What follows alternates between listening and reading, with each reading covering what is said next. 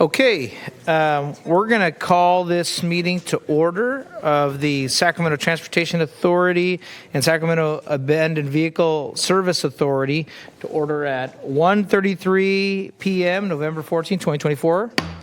If the clerk could please call the roll so we can establish a quorum.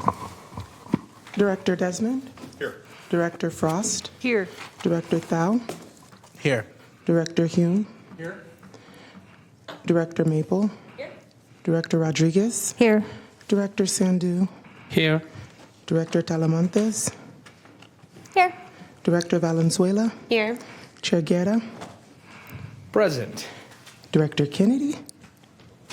Here. Present.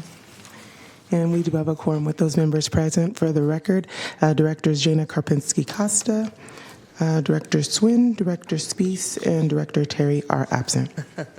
Thank you, Madam Clerk. Now that we have established a quorum, can folks join me in the Pledge of Allegiance?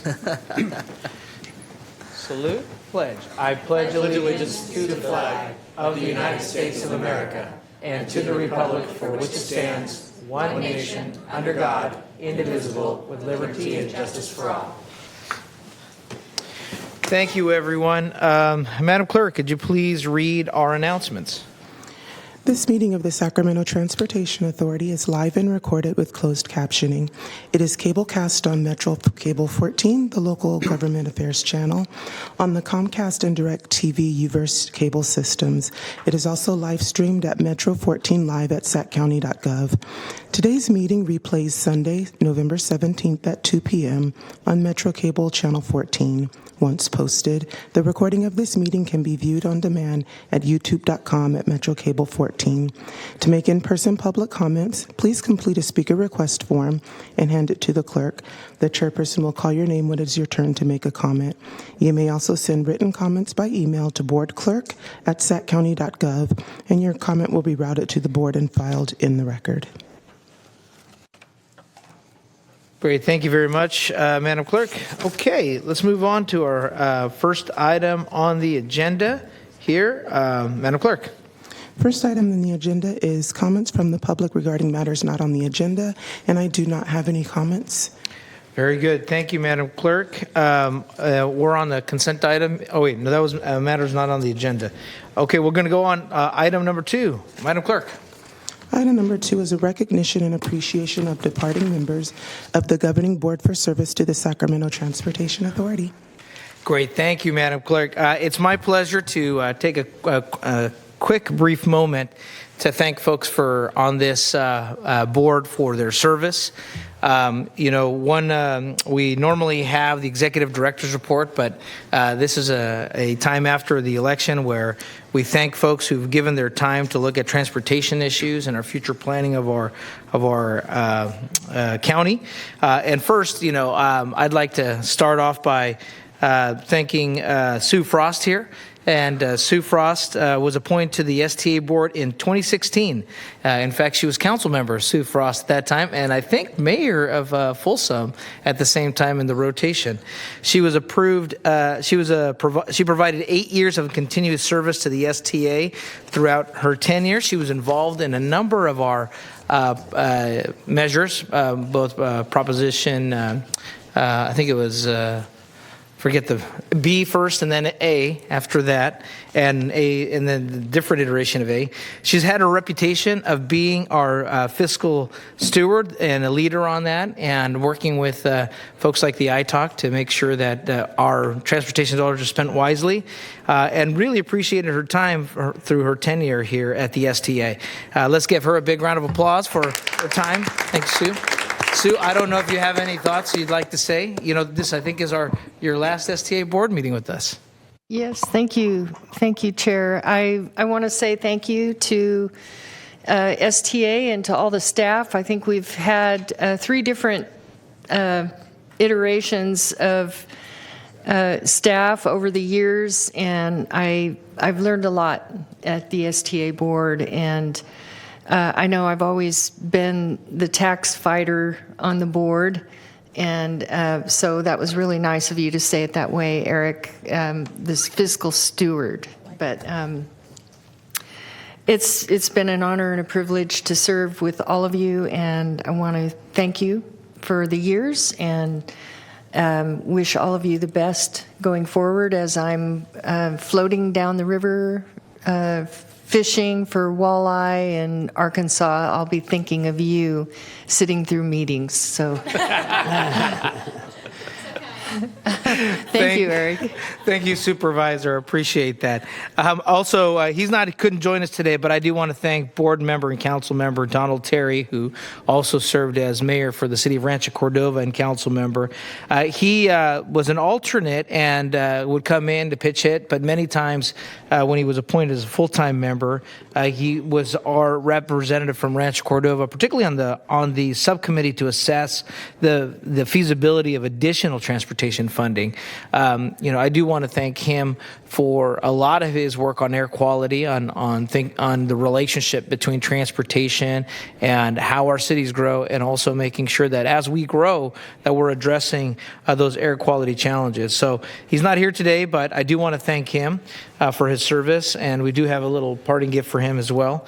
Our next board member, who's also leaving us, who served through the entire term of his elected position or position here, is Councilmember Chantal. So, Chantal was appointed to the STA governing board earlier this year in 2024.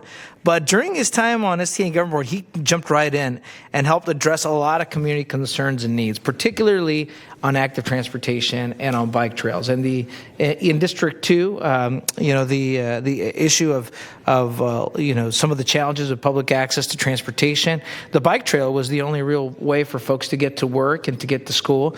And Councilmember Chantal jumped right in and said, we need to figure out how to make that a safe place and look at infrastructure improvements to allow bicycling as a form of transportation. So let's give him a big round of applause. This is his last STA meeting.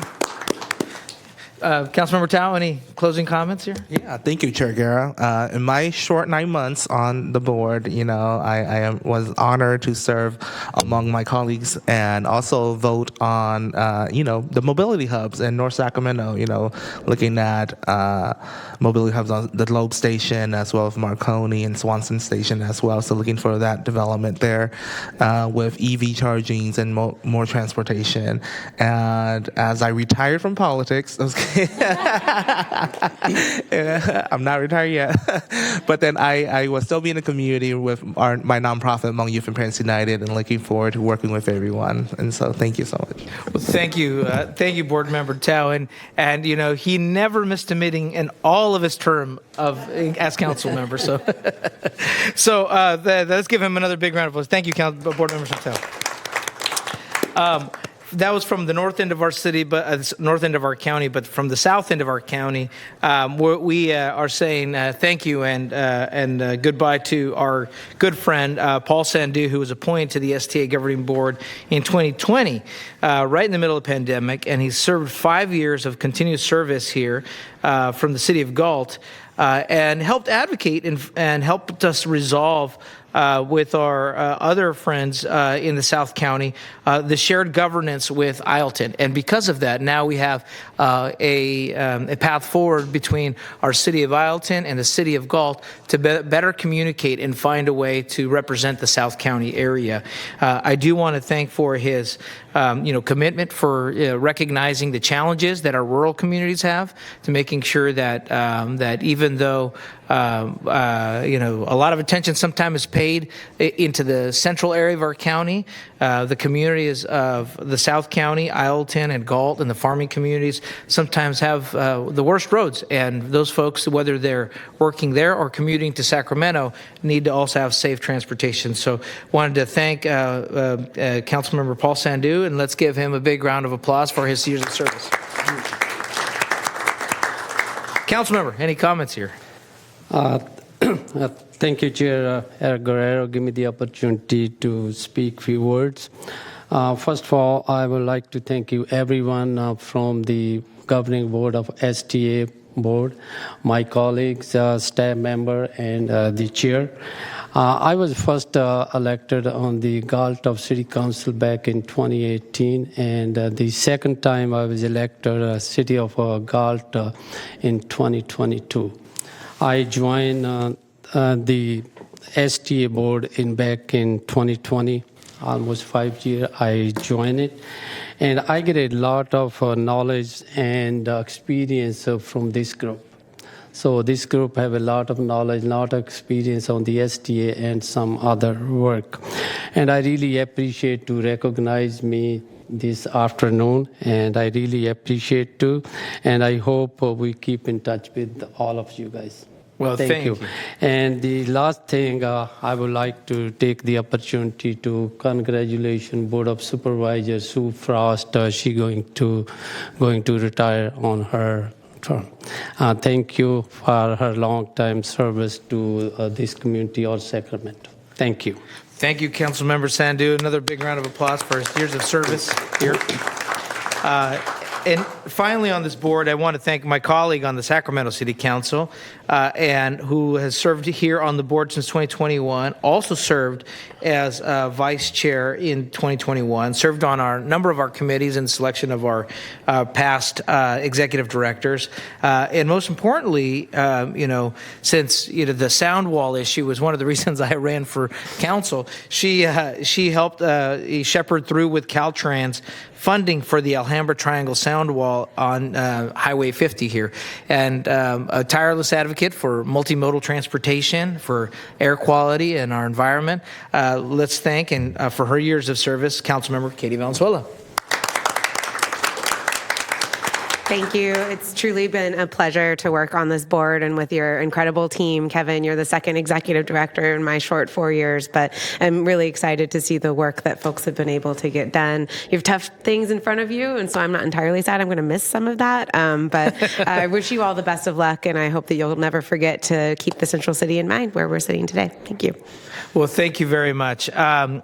We've got some certificates from the STA staff here, and some challenge coins for you. And if you could join me down below for a quick photo with the board, and we would appreciate that. And thank you for your service. No, just the retired members, and then we'll go down here in the, as they call it, the pit.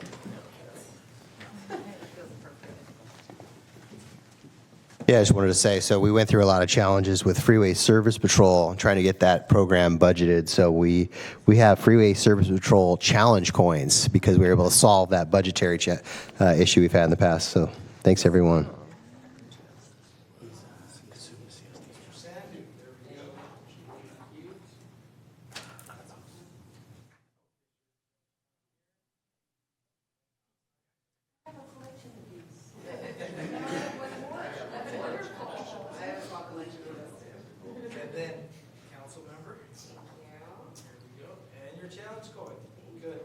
You guys are used to giving these out, but now we can get the pictures. So we'll come out here.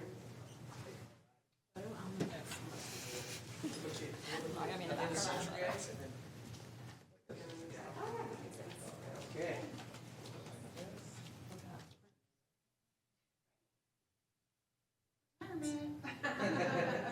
Thank you.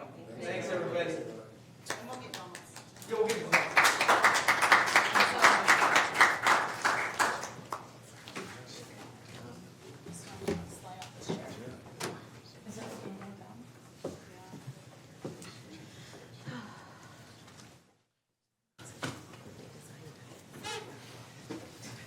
And those challenge coins have a nice little tow truck on there,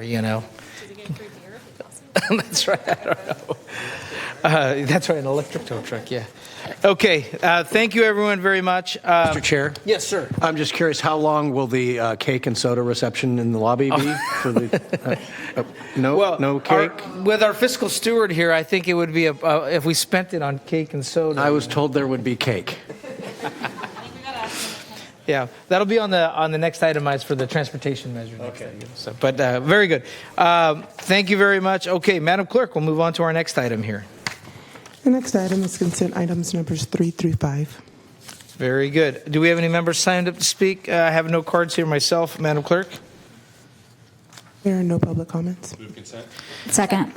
It's been properly moved by Board Member Desmond and seconded by Board Member Maple.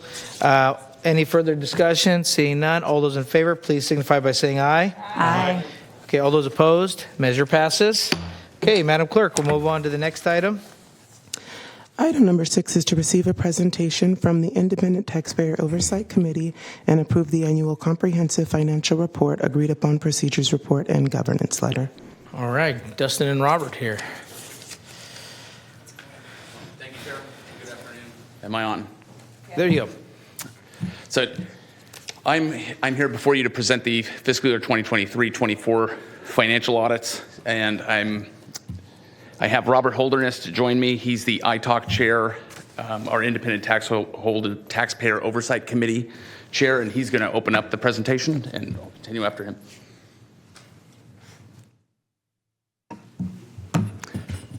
Good afternoon. Excuse me. Wow.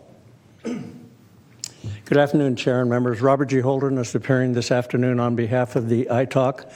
As Dustin mentioned, I am the chair of the ITALC for this year, and I'm very proud to assist him in making the presentation of both the, thank you, Patrick, both the financial or fiscal report for the budget year 23-24, but also to mention a little bit, just to remind you, who is the ITALC? The ITALC is an Independent Taxpayers Oversight Committee that was ratified by the voters in 2004 when they renewed the Measure A tax measure for another 30 years at half-cent sales tax. The ITALC has 3 slots for voting members. 2 were filled for this year. Jose Luis Caceres and I are the 2 members. Jose is a transportation planner, and I'm the big project manager on the team. And we're going to have, God willing, an accountant, experienced public sector accountant soon to fill the 3rd slot.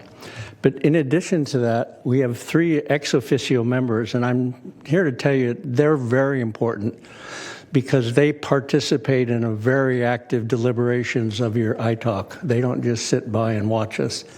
And those 3 are, of course, your executive director, Kevin Busey. He's the main one. But in addition, we have David Tate, who was appointed by your chair. David is a civil engineer, former Caltrans employee, and a very knowledgeable engineer, and he keeps us on the straight and narrow when we wander too far from good engineering practice.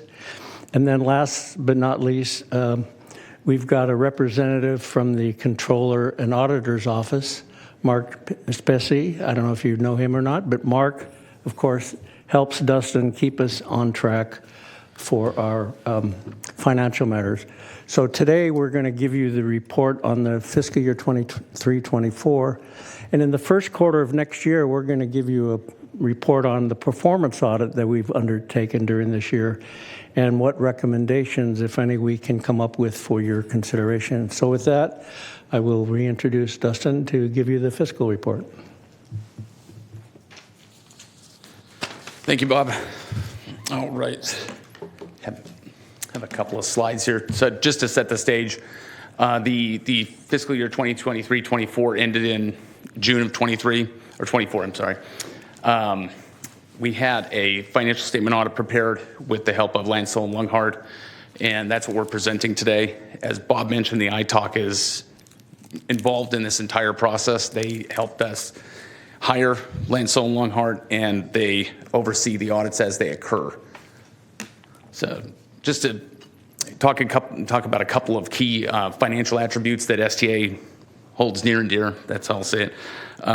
Transparency is number 1. We need to have useful, timely, and accurate information so that the constituents, yourselves, and the public can have useful information. If it's too slow, it doesn't mean that much. And we have to be proper stewards of our financial holdings. And that comes with accountability and the oversight, and the ITALC helps us with that. We also need to have a stable platform, and that comes with efficiency in our operations and innovation to keep moving forward with new things in the sector. So moving on to the audit overview. So we received an unqualified opinion. That is the cleanest, best audit opinion that you can receive. We had no material weaknesses, and as I mentioned, Lansell and Lunghart is our auditors this year. They are new to the authority. They have not audited the authority in the past. We have a 3-year mandatory firm rotation with the ordinance, so that is why we have new auditors this year. So with that, we had 2 minor findings with the audit, the first of which is on page 80 of the accounting report. It has to do with our manual journal entry control process. We are a small staff. We have 3 individuals on staff, and this is a really common finding with small agencies because we don't have the coverage to spread out approvals and preparation as larger entities do. I look back on my City of Sacramento days with 6 people approving my transactions, and that you have no problem with control there. We've worked with the auditors to implement corrective action, and that's going to be on a go-forward basis. So we're still working with them to get that totally fine-tuned, but that's coming. We have an agreed-upon procedures finding that the per capita personal income factor was slightly lower than it should have been. So that set our appropriations limit by, it set it lower by 0.36%. It's a very small amount. Corrective action was taken to fix this in the September meeting, and we brought that before you when it was approved. And moving on, this is a separate audit that I'm talking about. We have the financial statement audit, which we're approving today. And then we have the performance audit, which was approved on consent in May of this year. Bob mentioned that a little bit, that we're working with the auditors to finalize it. The field work is still being finished up, and the reports being formed collaboratively between the auditors and ourselves and the ITALC. The ITALC is very involved in this because a lot of these procedures will become policy and practice implemented at a later date. We are anticipating bringing that to you for your approval in the first quarter of 2025.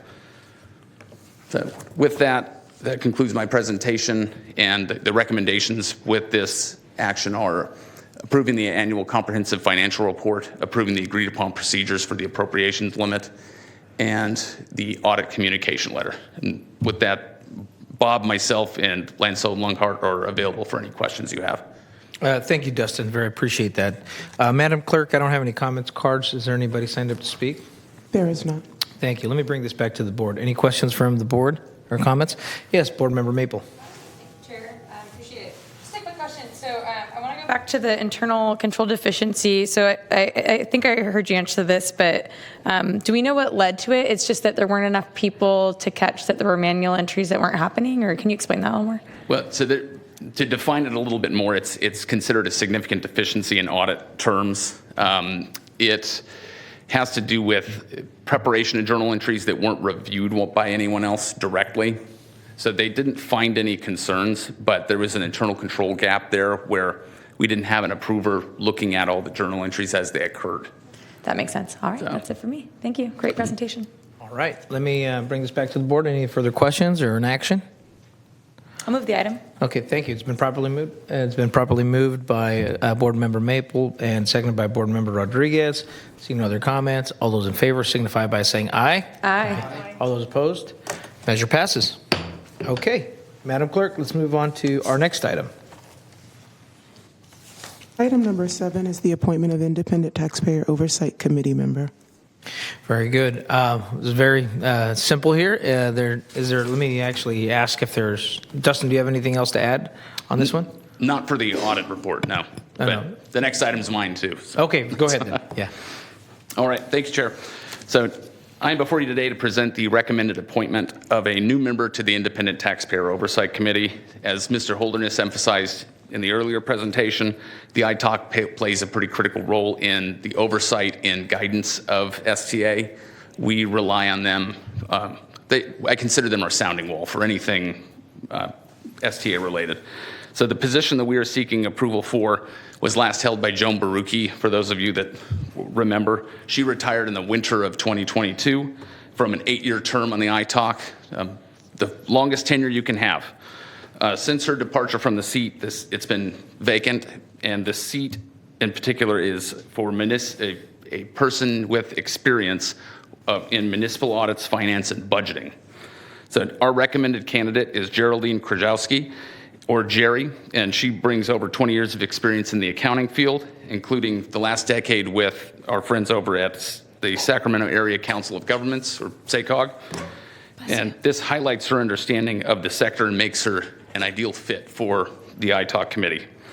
So at this point, I'd like to turn it over to Jerry, who will share a little bit more about her background and the interest in joining the committee. Well, good afternoon, Jerry. Thanks for making it out here. Thank you. So, good afternoon. My name is Geraldine Krasky. Most of the people here in the United States do pronounce it Krajewski or Krajewski, and in Poland it's Krajewski. And I was named after my dad, so I've always been known as my name Jerry because his name was Gerald Dean Krasky. First off, I want to thank Dustin for the kind introduction, and I realize I have some large shoes to fill with Joan's departure 2 years ago in her 8-year term. My accounting career spans closer to 40 years. That's why the kind introduction of only 20. It was really nice of him to only say 20 when I've been here for, not here, but I've been practicing accounting for over 40 years. My first bachelor's degree was in math, and while I was pursuing my master's degree, I took some business classes, and a couple of those were in accounting. And I realized I really enjoyed it. And I truly enjoyed the field of accounting and the story that numbers told the reader of the financial statements. I first worked in the public accounting, doing small HUD audits, tax returns, and assisting small businesses with their accounting needs. Following public accounting, I began a career of over 20 years working for universities in the states of Arizona, Oklahoma, and California. I continued to do various general accounting, writing policies and procedures, and coordinating audits, as well as working on financial statements and footnote disclosures. 10 years ago, I was lucky enough to land a position in accounting at Sacramento Area Council of Governments. There, I was exposed to the overall work plan, better known as the OWP. Other responsibilities included various billings for various state, federal, and local agencies. And additionally, I coordinated all the financial audits with external auditors covering the STA, the LTF, federal, and state funds. The highlight of each year's work was the issuance of the ACFR, the Annual Comprehensive Financial Report. I love to read those things. I know they're long and boring, but there I learned the MD&A had a lot of words in it. It wasn't just numbers, and I really enjoyed my time with those. During my 10 years at SACOG, I had the privilege to work along dedicated colleagues, and I'm truly grateful for the experiences and opportunities I was afforded there. In summary, I want to thank the Sacramento Transportation Authority for accepting my application for the Independent Taxpayer Oversight Committee. And I'd like to thank the board for your consideration of my appointment to ITALK, where I will have the chance to pay it forward with my contributions to the community I have called home for the last 20 years, Sacramento County. Thank you. Do you have any questions for me? Well, thank you, Jerry. Let me see if there are any questions from the board. I just have to say anybody who enjoys reading the ACFR is going to serve our county well. I love to read the ACFR. I love putting it together. Board Supervisor Kennedy. Thank you, Chair. I just want to say that we're extremely lucky to have somebody with your unique qualifications as far as your expertise in transportation and also in accounting and all that. And so welcome aboard. The ITALK's incredibly important, and we have a history of ITALK members who take themselves their job very seriously, and we appreciate that because we need you as much as the community needs you. I also was remiss in not thanking Mayor Holderness for being here today, who's been a steadfast supporter of the ITALK, worked on the ITALK for years. One of the proudest moments I had as board chair was to appoint you, I think not once but twice. And but it's really an organization that it flies under the radar, but the importance of it cannot be diminished. So thank you for agreeing to serve. I appreciate that. Thank you. No, Thank you very much. And to those comments, when we have polled our old Measure A, there's been extreme public support for it, and a lot of it comes because of the work that the ITAC has done to make sure that every penny is accounted for with strong results. With that, Madam Clerk, I don't see any comment cards on this item. I do not have any comments. Okay, I'll go ahead and move that we add Jerry Krayaski to the Taxpayer Oversight Committee as a member. Okay, it's been probably moved by Board Member Rodriguez and seconded by Board Member Talamantes. Seeing no further discussion, all those in favor signify by saying aye. Aye. All those opposed? Measure passes. Congratulations. Thank you Welcome to very the ITAC. Okay, Madam Clerk, we'll move on to the next item. Item number 8 is to receive a presentation on Sacramento Transportation Authority debt program. All right. I think I'm right before Anthony Adams, and there's no way I'm going to make this more exciting than he can. So I'm presenting the annual debt program status update. I'm waiting for the slides to pop up there. But this update is because of the 2023 series refinancing. We changed the debt policy at that time to add this to the debt policy. So now we have an annual update of the debt program, really to get a sense on where everything is at. So first slide here, STA has a 100% fixed rate debt portfolio with about $312 million in principal as of today. We have 2 series outstanding right now, the Series 22 bonds, and those are going to be fully repaid in October of 2027. And we have the Series 2023 bonds, which are going to be repaid in 2039. We have the option to refund them in October of 2033. That was the plan from the outset when we refunded this debt, that we were going to refund it again for more potential savings on the back end. So this slide here represents our entire debt service. It is a little bit overwhelming. It's really to show the changes in the debt service payments over time. So right now we are only repaying the principal on the 2022 series, and that's highlighted in red here. Our annual debt service coverage is 8.76% right now, which is a very healthy percentage. That percentage is revenue divided by total debt service, just to explain where that comes from. And as we start to pay back the 2023 principal, it changes to approximately 5 times. And it significantly increases our debt service during that time. All of this is coming out of our capital improvements program budget, so this will not impact ongoing amounts.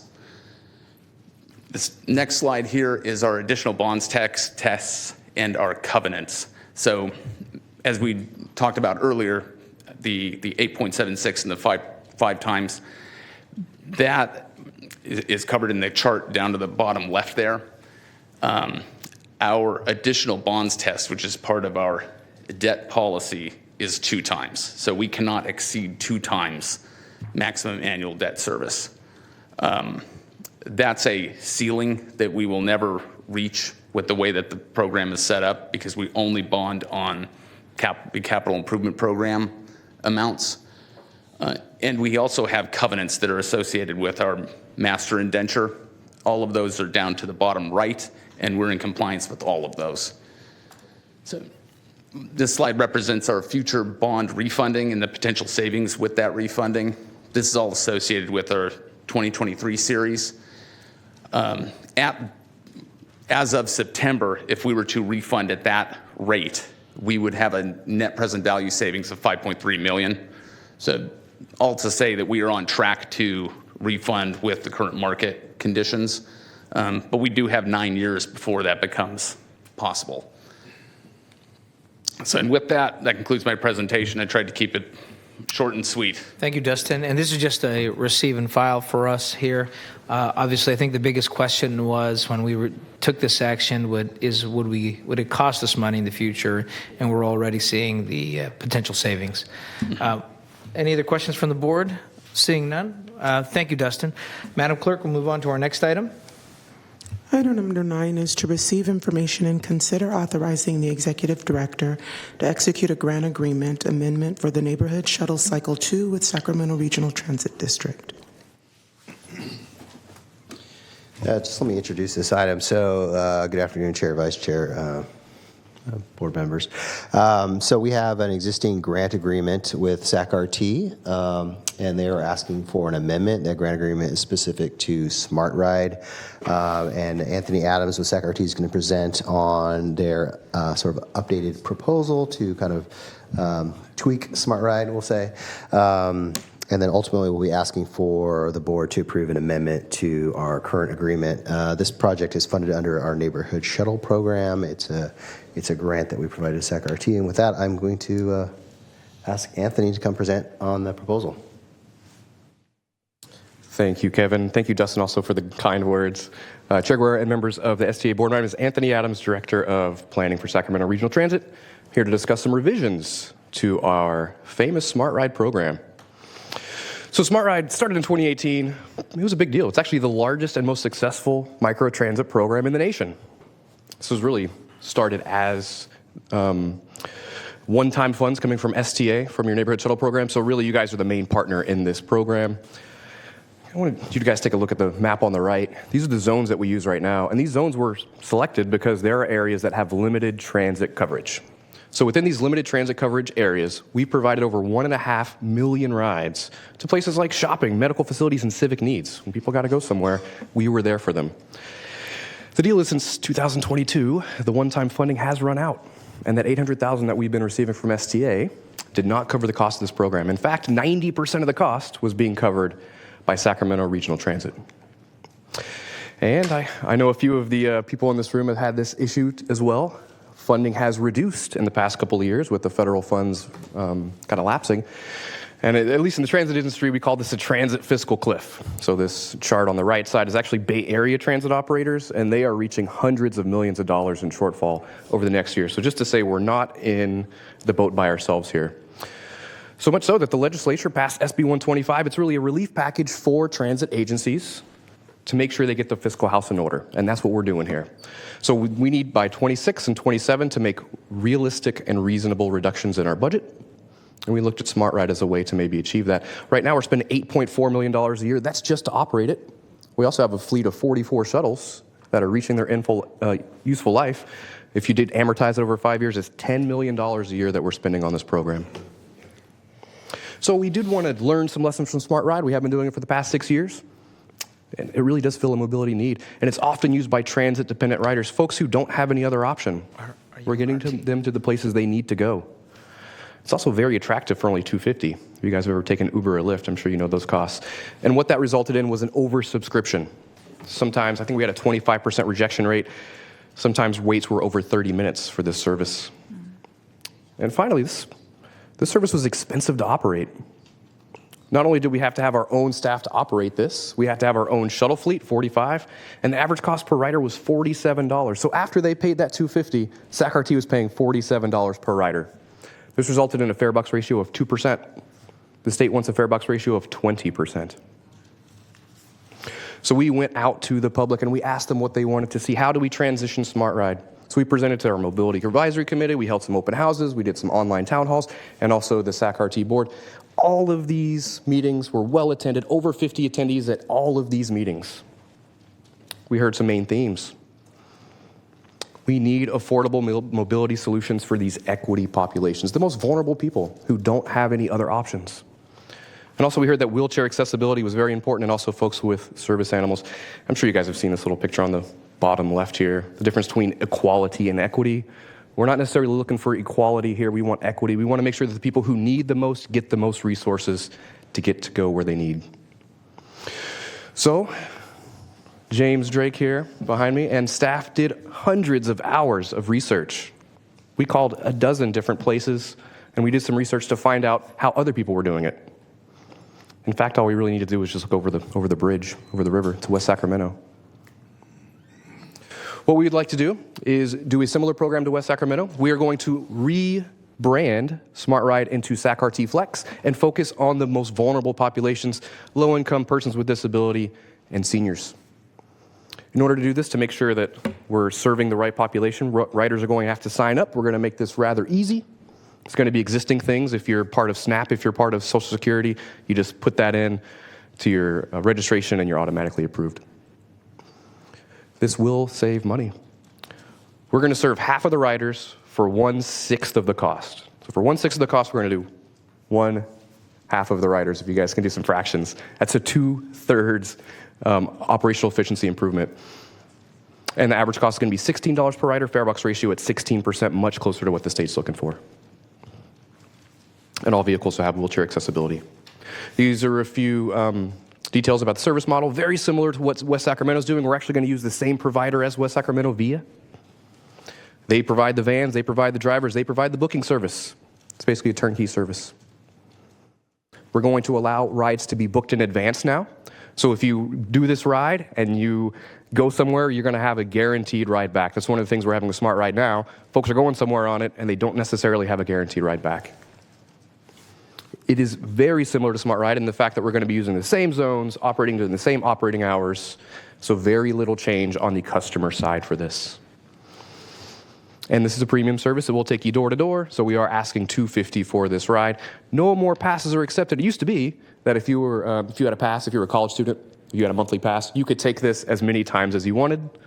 That obviously was a way to make sure that this program was oversubscribed. So we're going to make sure that the passes are no longer accepted. You're paying for each ride that you're taking. And this is the implementation timeline. We're hoping to award the contract after this meeting and after the SAC-RT board meeting next week. We're hoping to award the contract just this month. We're going to continue our outreach. We're going to do some ride-alongs on Smart Ride, make sure everybody knows that the change is coming. We're actually going to do registration for SAC-RT Flex early to make sure everybody's signed up before we make the transition, which will be in January 2nd, 2025. So my name is Anthony Adams. I'm the director. If you have any questions, you can ask me. If you have any complaints, we have James Drake, who developed the program right behind me. Well, thank you, Anthony. Appreciate that. Let's go to public comment first here. We'll bring up, I have only one comment card, Mr. Allison. And as he comes up, I just want to recognize also Board Member Frost because one of the first Smart Rides was up in her neck of the woods and filling a gap where folks didn't have transportation. Mr. Allison. Good afternoon, board members. For this agenda item, I'm representing Sacramento Transit Advocates and Riders, STAR. The next item I won't be, so I just want to be clear about that. SAC-RT was responsive to criticism of the initial voucher program that they had proposed and came back with what STAR feels is an outstanding approach to it, serving the people who really need the service, which includes people with disabilities that don't need the full service of paratransit, low-income people, seniors, and potentially students with some sort of low-income qualification. We think the program will be effective. We know that as a 2-year pilot, it will be modified and enhanced over the period of time, but we support the program and we support the Transportation Authority funding this program out of the neighborhood shuttle programs. Thank you.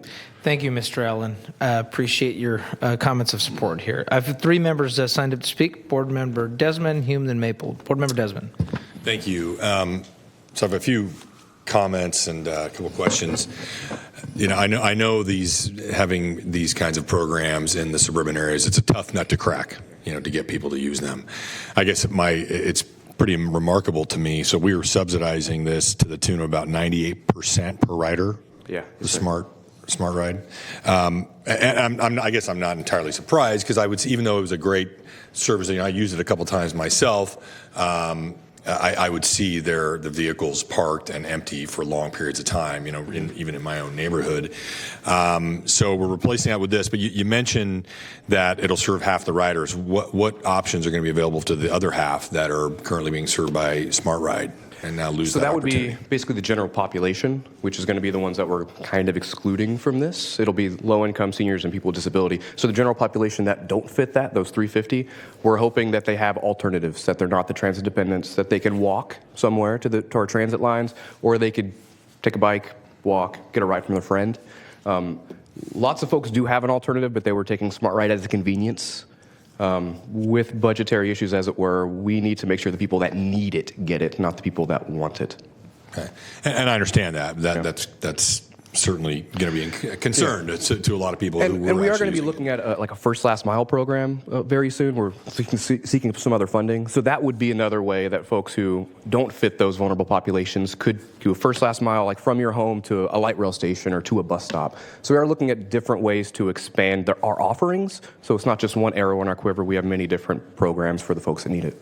And in terms of the West Sacramento program that you mentioned here, and you had the slide about it, what is their cost per rider? Do you have a sense of that?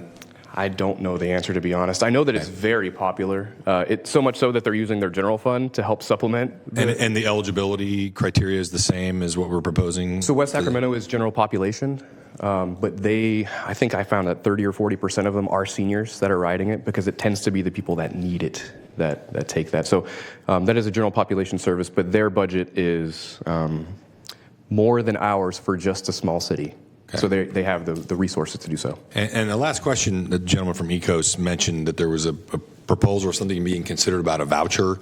So can you explain what was that? I'm just curious. Yeah, that was the concept. If we were trying to serve the most people possible with a neighborhood shuttle program, we looked at maybe offering a voucher program for an Uber or a Lyft, where we would pay the first $5 and then the customer would pay the remaining. So what was happening is those average rides were $12 or so. So we were going to say we're going to pay the first $5. Well, the remaining is like $7 for the rider. So that became an equity issue. So it might be okay for the general population, but some of the folks that absolutely needed it, that are on a fixed income, it really hit them hard, and they made sure that they were vocal about that. So we are interested in some sort of voucher program if we can do that as an aside and we have other funding. But as it stands now, it's just going to be the vulnerable populations. I appreciate the focus on equity and the people who need it more. I struggle a little bit with a program that now cuts out everybody else, excludes others. So, okay, thank you. Thank you. Thank you, Board Member Desmond. Board Member Hume, Maple, then Kennedy. Mr. Hume. Thank you, Chair. Appreciate the presentation, and this is the risk. And also the purpose when you run a pilot program, right? It can be wildly successful, but it can show that it's unsustainable. But it's data that you can use then to tweak and move forward. And so my colleagues up on this dais who also serve on the RT board with me know that on the spectrum of transit priorities, I am much further to the frequency end of the spectrum than the coverage end of the spectrum, because as this program shows, coverage, while certainly necessary for certain people, is very expensive way to run a transit agency. And to the extent that those limited resources could be used on frequency, that builds a backbone system that is so much more convenient for the majority of the people who want to use it, assuming they can either afford the first mile, last mile, they have a bike, a scooter, or legs to get them where they need to go. And so I think this is a good sort of solution to take care of the folks who need it. Obviously, having as you said, the most successful program of its kind in the nation showed the pilot worked, but it was such an expensive way to reach folks, and then to folks who probably have other ways of utilizing the system. So hopefully someday we can get to that point where we have a system that you don't have to think about using to just go and use it. And one of the reasons we labeled this SAC-RT Flex is because we are able to expand it as needed. If there is higher demand in one area than we're able to meet, we can get another van. We could expand the coverage as needed if there's more funds available. So we're going to flex this program to the needs of the populace. And if more funds appear, we would love to open up the eligibility as well. Thank you very much. But to Board Member Hume's point, I think time of austerity is trying to figure out how to maximize our efficiency. Board Member Maple. For all your work on this. I know it's been a bit of a challenge, right? You had a big issue in front of you, and you thought really creatively. I really want to appreciate you working with the community, working with advocates and organizations in this space, and finding creative solutions to those things. I'm on the SAC-RT board, so I'm pretty familiar with some of the changes. I just want to appreciate you for that. And I just have one kind of question is, I know that we're working on kind of consolidating all of the apps together. How does this play into that? We will need a separate app for this particular program. Well, right now you have a Smart Ride app. That's what it is, right? Yeah. We are developing an app right now that will, whenever you choose a particular destination that you want, it will say that you can do light rail or fixed route or this program. It will bring you over to this app, though. This app is the only way to schedule the individual rides. So the universal app that we have will point to this as a solution, but it will not be integrated at the moment. Thank you for that answer. And is that because, is VIA going to be managing the app? Is that why? Yes, ma'am. Oh, that makes sense. Okay, Yeah. all right, I understand that. I mean, of course, my heart wants us to have one unified place for everything, but I do appreciate that you need to work with the company as well. So thank you so much. Appreciate the answers and all your work on this. Thank you. Thank you, Board Member Maple. Board Member Kennedy. Thank you, Chair. And to address a little bit of Supervisor Desmond's concerns, and the board at RT thoroughly discussed this, and I will give RT staff huge credit for listening to not only the board's input, but the public's input, more importantly, and coming back relatively quickly with a solution that had to weigh those that want to those who need. And we wish we could be everything to everybody. We can't be. When this was initially envisioned, and it was a pilot program that probably, we admit, went a little too long as a pilot program, but it was funded by grant funding, and we could afford it.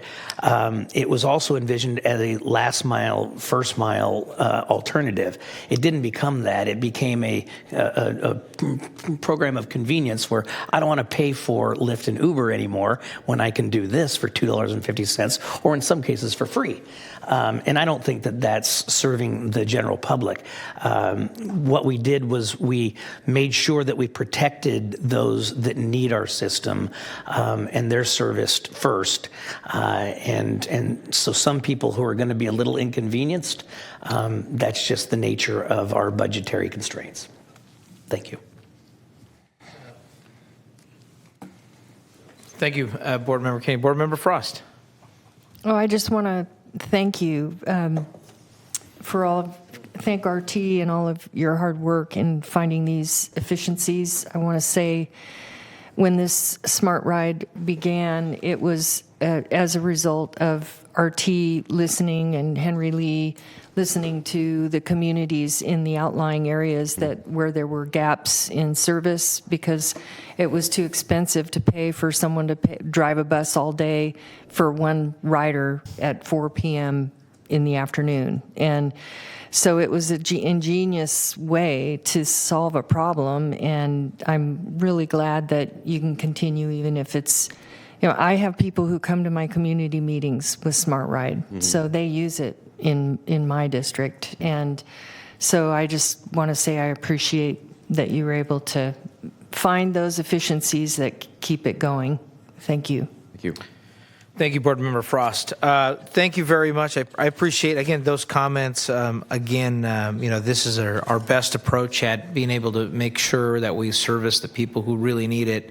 I know at the end of his life, my father couldn't see anymore, couldn't drive, and also had a difficult time, even walking before he fully lost his eyesight. So there's a number of folks there, and my understanding is also, with paratransit, we're working with them on this issue to make sure that we're filling the gaps. So between this program, what we have paratransit, our current RT system, there's still a big gap of need, as we saw, and I hope that in our future conversations of what are our transportation mobility needs and how we fund those, that we keep this in mind. So to move this forward, we need an action to approve the amendment to the agreement.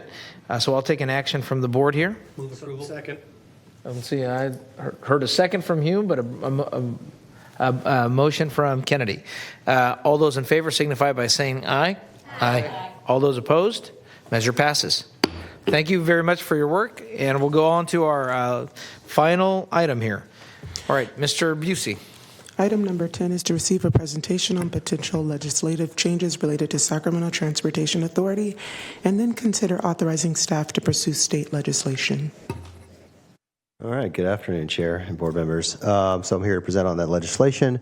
I also have Cruise Strategies here, who is able to answer questions related to the legislative process. So I appreciate them coming. So a little bit about the schedule. So in October, we kind of came to the board with this concept of some legislation that would improve STA's authority. And then we were asked to come back to really provide some actual text to that and to kind of expand on that presentation. So we've come back, the text of the bill itself, worked with our legal counsel on it. It's now attached to the staff report. So we have that, and then essentially, assuming we get direction to move forward, we'll start trying to find a bill sponsor in December, and then we'll work with the Legislative Council to update that bill text that we've drafted. And then we plan to likely introduce that legislation in February with going to some of the policy committees, or the committees on the Assembly and the Senate side, probably in the April timeframe. So essentially, we're looking at 4 main categories for updating STA's authority. I'm going to kind of walk you through those 4 categories. So the first one is modernizing the existing language and powers. Some of that has to do with this being the current authorities come from the late 80s. It's kind of an outdated version. So we're asking for specific changes. We're asking for is the ability to do some planning work, specifically contract out for planning. And planning is really important. We need to identify the regional needs as well as regional projects, especially those that might be included in a future measure.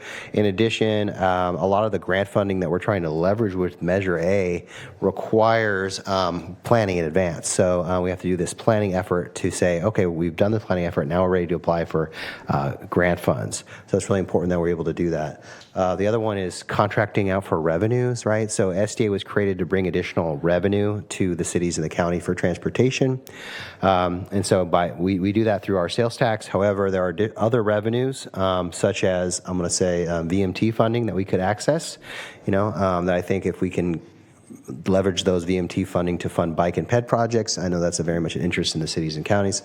I think there's a benefit to that. And the last one is we have some implied powers related to property acquisition we're trying to clarify, as well as we're looking for some tolling authority. Really, that's just to give us the ability to join CARTA as on a more of an equal footing, which is the Capital Area Regional Tolling Authority. But also, as those toll revenues come in and there's excess toll revenues, we would like to obviously direct those revenues towards ideally biking and walking projects as well. And then we do have 1 or 2 projects that in the future where we could potentially bond against toll revenue to build those measure projects using measure funds. So that's the idea with that item. The second one is modernizing eligible transportation expenditures. Like I said, that language is from like the late 80s, so it did not include terms like active transportation. Passenger rail is not specifically stated, although transit systems are. Shared mobility, which is kind of like bike share, is a good example of that. That's not included. Although it might be implied, it's not explicitly stated, so we want to clarify that. And we're also looking to fund planning work that we talked about earlier. Education is a key component to these transportation sales tax measures. And then also, obviously, environmental mitigation. So 3, this is flexibility to create a new taxable area. So this is us looking at, whether or not we'd want to do a sales tax measure, not necessarily including every single city in the county. So we've included some requirements here. Must it wholly include or wholly exclude an incorporated city? Similarly, must wholly include or wholly exclude the unincorporated area of the county, and it must, at a minimum, include at least 2 agencies. We're not going to do STA is not going to lead a sales tax measure for a specific city or as an example. And then the revenues will have to be used within that district itself or for the benefit of that district. So the example I have is, here's an example where you have 5 cities. Essentially, let's say these 5 cities determine they would like to move forward with a sales tax measure and not include the unincorporated portion of the county. This could happen. It meets all these requirements. We say it has to at least include 2 agencies, it includes 5, so that's fine. And then it shall be spent within those cities or for the benefit of the residents of those cities. But the example I like to give is, as an example between Citrus Heights and Folsom, you have Greenback and you have Madison that connect those 2 cities. So obviously those residents might see a benefit to improving Greenback and Madison both in their cities themselves as well as the unincorporated county, so that would be a benefit of that. There are similar roads when you look at like Stockton Boulevard, which is half in the city of Sacramento, half in the unincorporated county, as well as you have these large, major arterials like Bradshaw, Watt Avenue, Sunrise. Those are other examples. So that's the requirement. This next slide shows the kind of the process for how a countywide measure would be approved, or at least taken to the voters. And I've done it in track changes. You see the changes specific to a district sales tax measure. So, even for that example I gave with the 5 cities, we're still going to require the county board of supervisors, at least a majority of them, approve moving forward with this smaller area. We also, of those 5 cities, a majority of the city councils have to approve it, so we need at least 3 of the 2 city councils saying they want to move forward with it. And then we also have another test related to city councils representing a majority of the population. They also have to approve it. So in that example, I think the city of Sacramento has the majority, so they'd have to approve it as well. So once the counties and cities have approved this ordinance and expenditure plan, then at that point, we'd have to have at least a majority of the board would have to approve it in order for it to move forward. So this is the process that's laid out. The idea being we would get authority to do this. Whether we use that authority or not, that's a totally separate decision, right? But this would be the process to do that. And then finally, this last change is related to vehicle miles traveled. So we talked about the contracting for revenues related to VMT funding, which will allow us to do like VMT mitigation bank or exchange. But that last one is, we would like the ability to fund infrastructure, whether that's transportation or wet or dry utilities, but infrastructure that supports infill and reduce the VMT. There's a couple different reasons that this benefits us. So we think that having SDA having this authority will actually make us much more competitive for transportation grant dollars, specifically out of SB1, because we'll be able to do this. We'll be able to show that our transportation dollars brings infill as well as we can support infill through this other method. It'll allow us to mitigate for projects through VMT. It'll provide VMT mitigation for projects in our expenditure plan, so allow them to move forward easier. And then there's just the general, with these types of projects, if you're doing the underground work, obviously, and the transportation work all at once, it's less of an impact to the public. They're only impacted one time, and they're not impacted multiple times. And so there's a benefit to the traveling public, and it's much more cost effective to do it this way. And sometimes there's challenges in once you've just done a new transportation project and you have a development coming inside, cutting up that brand new street doesn't make a lot of sense. So there's some cost effectiveness to that. So those are the 4 big topics I wanted to cover. Obviously, the text is included in the staff report. I'm open to any questions on this, and I also have cruise strategies to help with any process questions. Great, thank you. Let me first bring this up to the public, and then we'll come back here to the board. I have Mr. Allison signed up to speak. Mr. Allison. Good afternoon again. On this agenda item, I'm speaking only for myself, not any of the organizations that I'm associated with. I support the modernization of expenditures, including the ability to fund infrastructure related supportive of housing. I support the VMT mitigation funding. I support the geographic flexibility. And I think that if these changes go into effect, they might increase the chances of passage of a tax measure in 2026. Probably the transportation advocacy organizations and the public would be more supportive of a measure going forward if the Transportation Authority has these abilities and this flexibility. Thank you. Great, thank you very much. I also have Anthony Adams from SAC-RT here on this item as well. Yeah, I'm actually very proud of Mr. Busey for bringing these changes forward. It's actually something that we have discussed personally over coffee for a couple years since I've moved to Sacramento area. And it's because countywide transportation planning is essential for success. Right now, STA They are the administrators of Measure A, but there isn't a countywide active transportation plan, a countywide safety plan, a prioritization list on a countywide basis. It seems as though sometimes all the cities are competing against each other, trying to get at the front of the line. So I appreciate STA taking this step. I think it's current, modern. It's how nearly all the counties in the Bay Area do it. And further, I'd actually take it one step further. This is my suggestion. I'm very familiar with transportation funding, as you can imagine. There's something called STIP, State Transportation Improvement Funding. As part of that, there's a subset for planning, programming, and monitoring. Sacramento County gets over $600,000 for that. And that money all goes to SACOG. So SACOG does Sacramento's countywide transportation planning, not STA.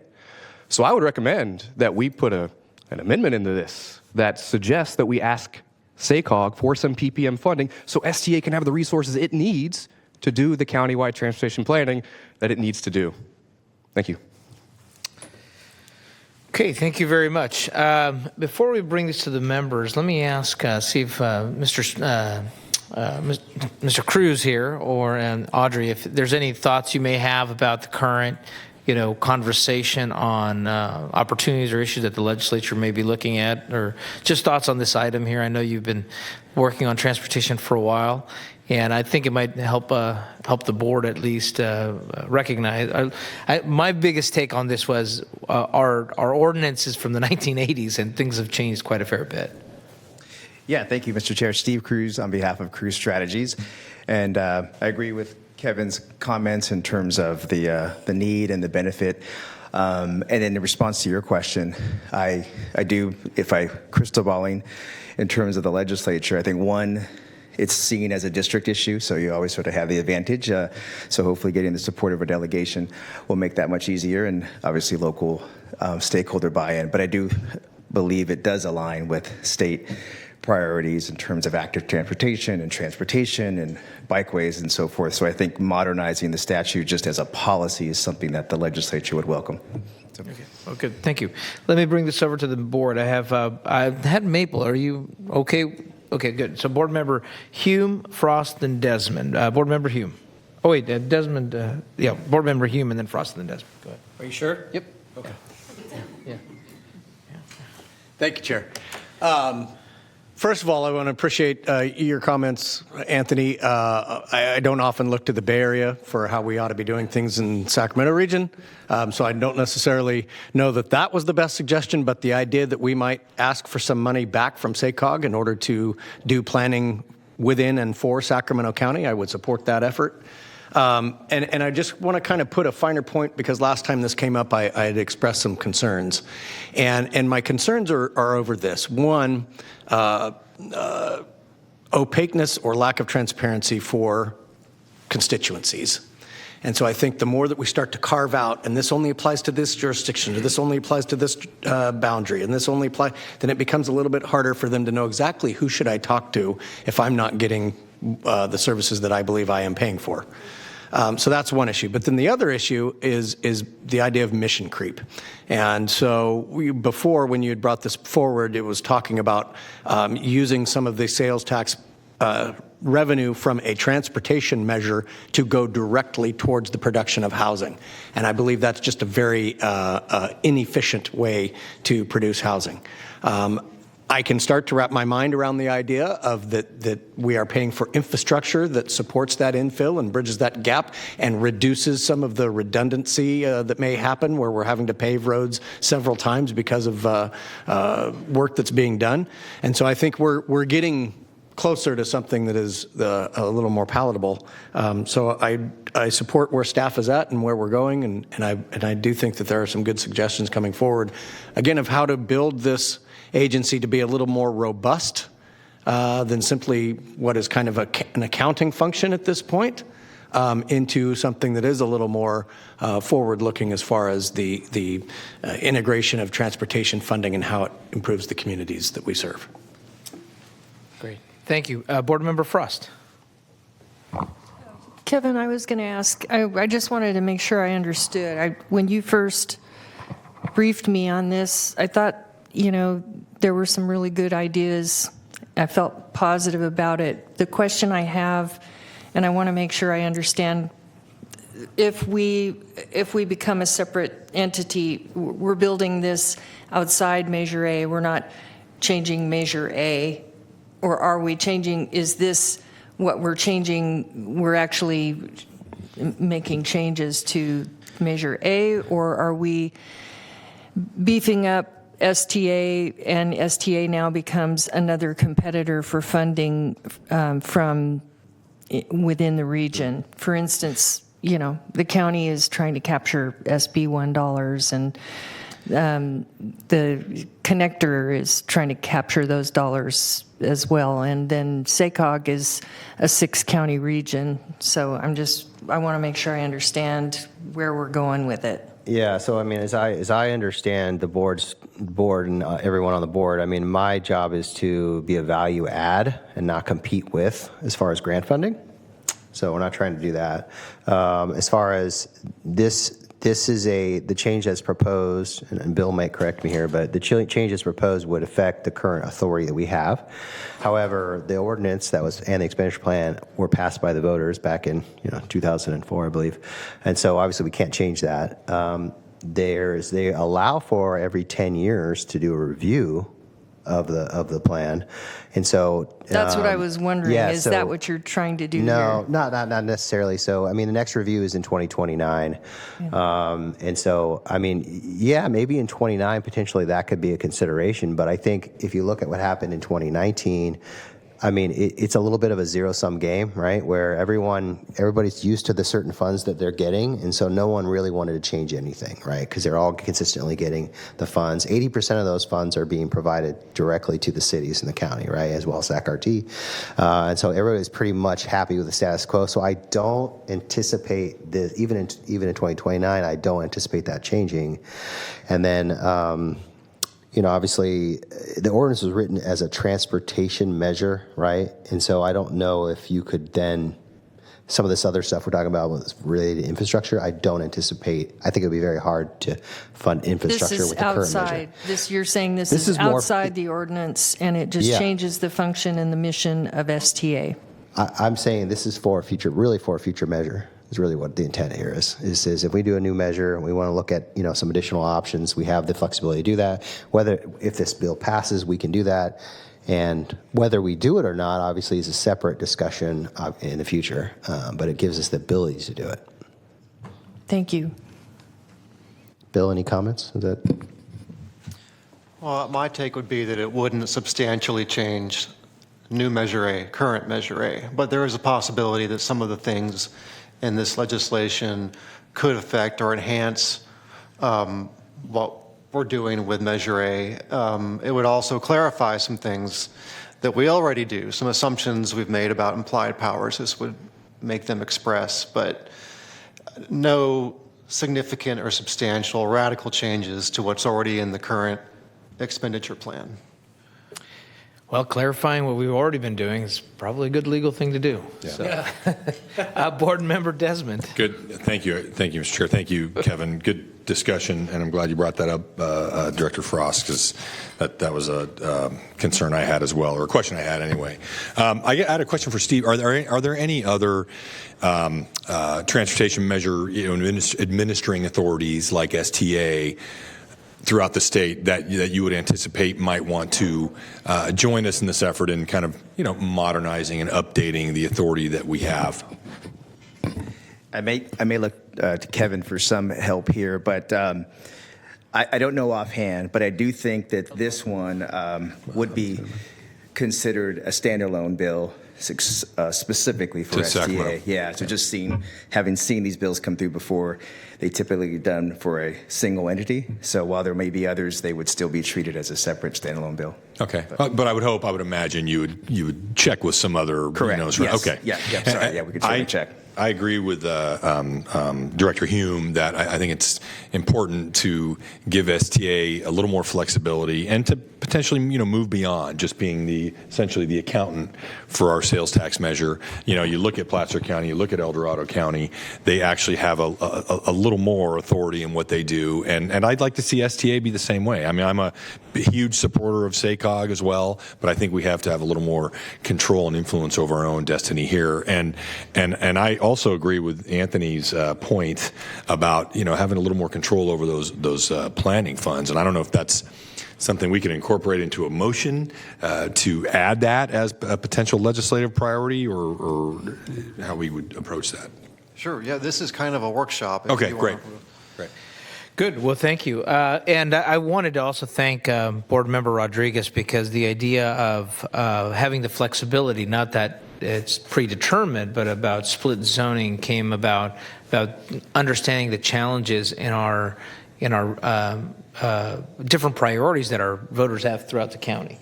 And so, but again, I think the point here about being more nimble, looking at how we can tackle, get as many, be eligible as many pots of money that the state has.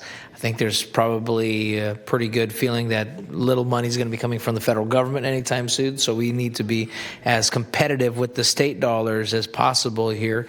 So, I know, just talking to all the residents who are near or have to drive down 14th Avenue, they are just livid the fact that every time we have to, whether it's PG&E or the county or the city, because it's one of those streets that has multi-jurisdictions, that we're digging out and repaving.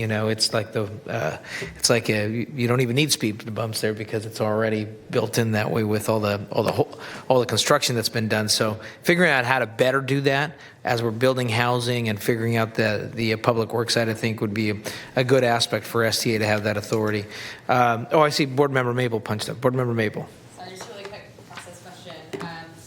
Sounds like this will be like a district bill. So I'm assuming, are we already having conversations with Senator Ashby, or I guess incoming Assembly Member Maggie Crowell? And hi. Yeah, and hi everyone. I'm Audrey Ratajczyk. I work with Steve at Cruise Strategies. We have just had initial feeler conversations, but obviously wanted this to come back all before you. But that would be the hope, is that we'd have one member of our delegation be the author, and we've informally kind of talked with Senator Ashby, and then we would hopefully get the rest of our delegation for sure to support, but hopefully they can all co-author too. So then when we go into committee, we have all the support there. And we have two current members that sit on one on Assembly Transportation and one on Senate Transportation that are from our delegation, but committees may be changing as there's 30-something new members coming in. So wonderful. Thank you so much. Appreciate it. Thank you.